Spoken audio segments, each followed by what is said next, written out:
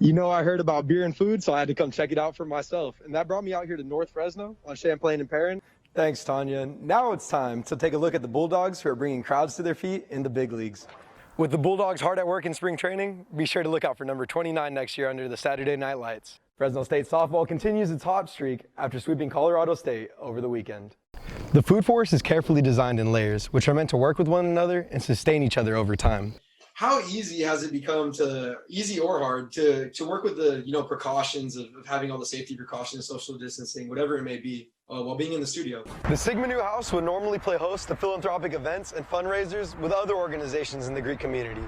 But with COVID restrictions, the brothers found this as their opportunity to still be able to give back. Movie theaters have opened back up, which means you can go grab some popcorn and watch the latest movies.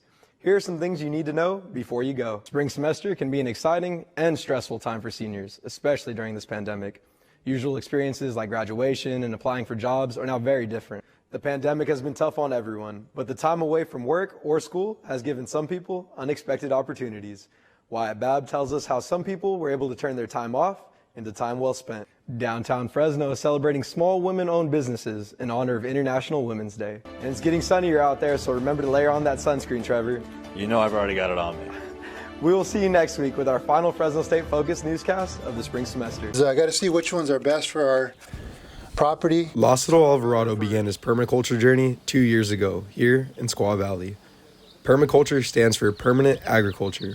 It requires patient planning, constant care, and a vision for the future. You don't come in with your ideas of this is the way I'm going to have my land. It's a rectangle, and this is going to be here, this is going to be there.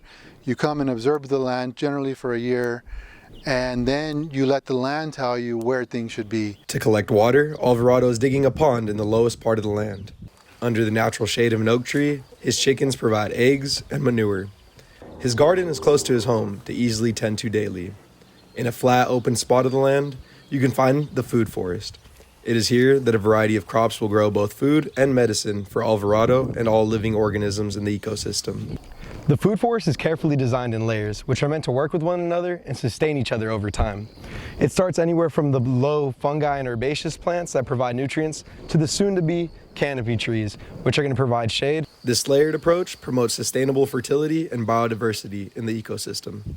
Form of agricultural design where you're using microorganisms, pests, natural resources. You have all of these other forms of life working together in an eco-friendly environment to help provide the crop with that nutrition that it needs.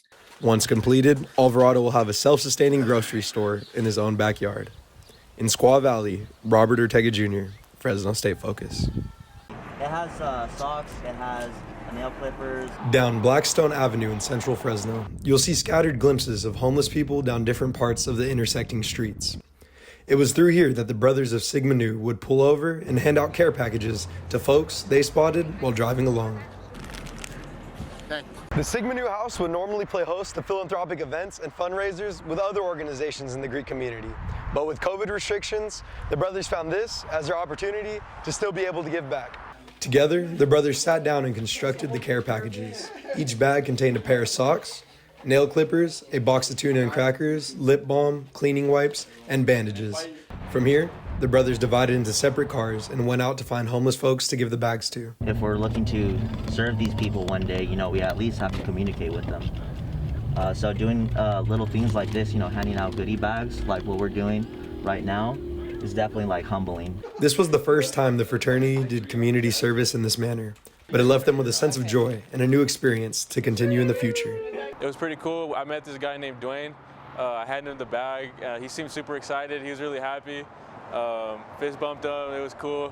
In Fresno, Robert Ortega Jr., Fresno State Focus.